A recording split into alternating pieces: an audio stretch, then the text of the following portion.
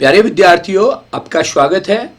आज मैं आप लोगों को जानकारी दे रहा हूं त्रिभुज के क्षेत्रफल की। इससे पहले आप आयत के क्षेत्रफल को समझ चुके हैं और क्षेत्रफल तथा परिमाप को समझ गए। हमारे पास एक त्रिभुज है जिसकी की 10 इकाई, इसकी जो लंबाई है वो 10 इंच है और जो इसकी चौड़ाई या ऊंचाई है वो है 4 इकाई यानी 4 इंच। इस त्रिभुज का हमें क्षेत्रफल निकालना है। तो देखेंगे इसमें कुछ स्क्वायर तो विजिबल हैं, हमने इस तरीके से डेवलप किया है, लेकिन कुछ स्क्वायर्स को हम काउंट नहीं कर सकते हैं।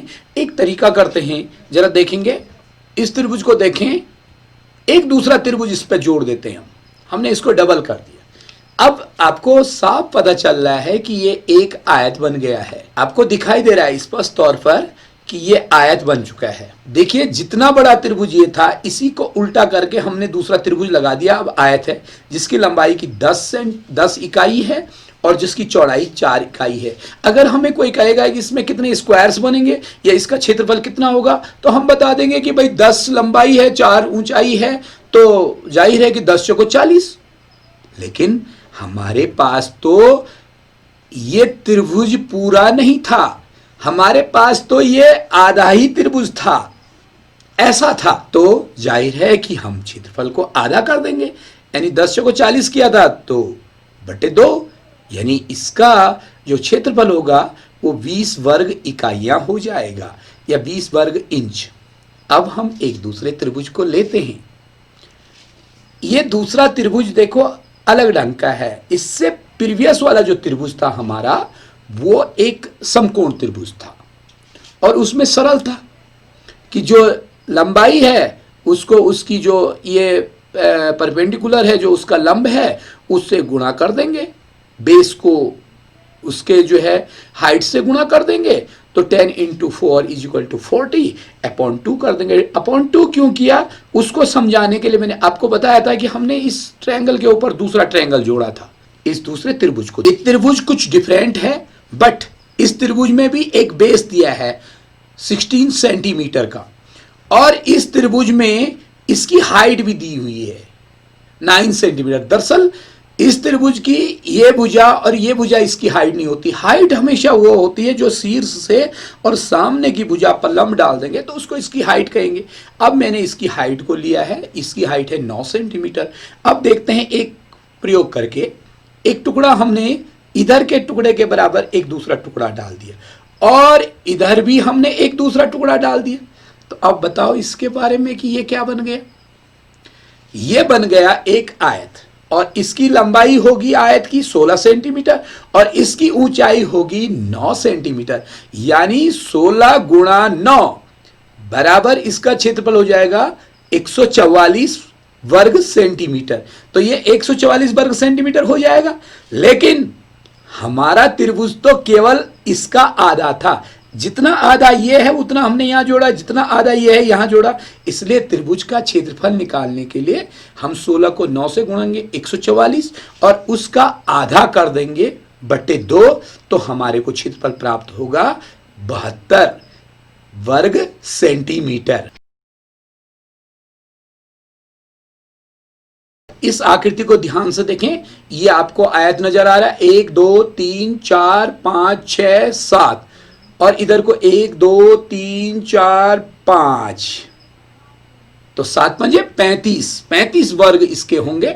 लेकिन अब यहां देखेंगे, इसमें मैंने एक टुकड़ा यहां जोड़ दिया और एक टुकड़ा यहां जोड़ दिया। अगर ऐसा जोड़ा तो ऐसा जोड़ने से यह बन गया है समानांतर चतुर्भुज। क्या बन गया है? समानांतर चतुर्भुज। और इसका जो बेस है 1 2 3 4 5 6 7 8 इकाइयों का बेस बना है और जो इसकी हाइट है 1 2 3 4 5 इकाइयों की बनी है। लेकिन अब गौर करें इसका क्षेत्रफल कैसे निकालेंगे। अब ये आयत होता तो बढ़िया था, हम जो उसका लंबाई थी और उसकी चौड़ाई को गुणा कर देते, लेकिन अब यहां पर समस्या है। तो चलो भाई देखते हैं एक प्रयोग करके। हमने इधर का जो ये हाइट, ये वाला हिस्सा था, ये काट करके देखो क्या करा हमने, इस हिस्से को काट दिया हमने और काट करके यहां जोड़ दिया। ये देखिए हमने यहां जोड़ दिया है इसको। अब जोड़ दिया यहां, तो अब ये क्या बन गया भाई? ये बन गया आयत। तो यहां देखेंगे कि आयत की लंबाई पर कोई फर्क नहीं पड़ा, जो बेस था वो उतना ही है। 1 2 3 4 5 6 7 8 इकाइयां हैं, और जो इसकी हाइट थी 1 2 3 4 और 5 इकाई, वो उतनी ही है। तो इसमें कितने स्क्वायर बन गए? 8 8 दूनी 16, 8 3 24, 8 चौक 32, 8 5 40, 40 स्क्वायर बन गए, यानी 40 वर्ग इकाइयां इसका क्षेत्रफल हो गया। तो इस तरीके से अगर हमको समांतर का क्षेत्रफल, समांतर चतुर्भुज का क्षेत्रफल निकालना है, तो हम कैसे करके निकालते हैं ये। प्रिय बच्चों, अब एक नई आकृति को इंट्रोड्यूस कर रहा हूं, ये देखेंगे, ये पीसेज में जोड़ करके मैं आपके सामने एक नई आकृति को इंट्रोड्यूस कर रहा हूं। देखेंगे, इसका क्षेत्रफल निकालेंगे हम। इस आकृति को देखें, अरे ये तो वृत्त बन गया, अरे ये तो वृत्त बन गया, ये वृत्त की परिधि हो गई और ये वृत्त की त्रिज्याएं हो गई, ये वृत्त का केंद्र हो गया। अब इस वृत्त का अगर हमें क्षेत्रफल निकालना है तो किस तरीके से हम इसका क्षेत्रफल निकालेंगे? हमने तो सीखा था आयत का क्षेत्रफल निकालना, लेकिन ये तो वृत्त बन गया है। जरा देखते हैं, हमने वृत्त की जो वो कलियां काट रखी हैं, देखो एक बार मैं फिर से आपको दिखाता हूं। ये हमारा वृत्त था, इसको हमने कलियों से बनाया था, ऐसे पीसेस को जोड़ करके बनाया था। तो देखेंगे, ऐसे ही हमने इसको पीसेस जो तोड़े थे उनको हमने इस तरीके से लगा दिया। देखिए देखिए देखिए, ये लगा दिए हमने पीसेस, ये पीसेज लगा दिए हमने। अब ये पीसेज लग गए तो ये एक समांतर चतुर्भुज बन गया, लेकिन एक पीस के हमने 2 टुकड़े करके इस तरीके से लगा दिया, तो देखो बन गया ना एक आयत। जी हां, ये अब एक आयत बन गया है, अब ये वृत्त नहीं है। और ध्यान दें, इस आयत की जो ये चौड़ाई है, ये चौड़ाई वृत्त की त्रिज्या है, यानी आर है। और ये जो बाहर का भाग था उसका वृत्त का, यानी बाहर क्या थी वृत्त में? परिधि थी। तो वृत्त की जो परिधि है उस वाला हिस्सा कन्वर्ट हो गया लंबाई में, लेकिन पूरी परिधि 2 लंबाइयों में बढ़ गया। यानी एक तरफ वृत्त की केवल और केवल आधी परिधि आई है। तो आधी परिधि को, पूरी परिधि को हम 2 पाई आर लिखते हैं, तो आधी परिधि का मतलब पाई आर। तो ये इसकी लंबाई जो हो गई पाई आर हो गया, और इसकी जो चौड़ाई हो गई वो हो गई आर।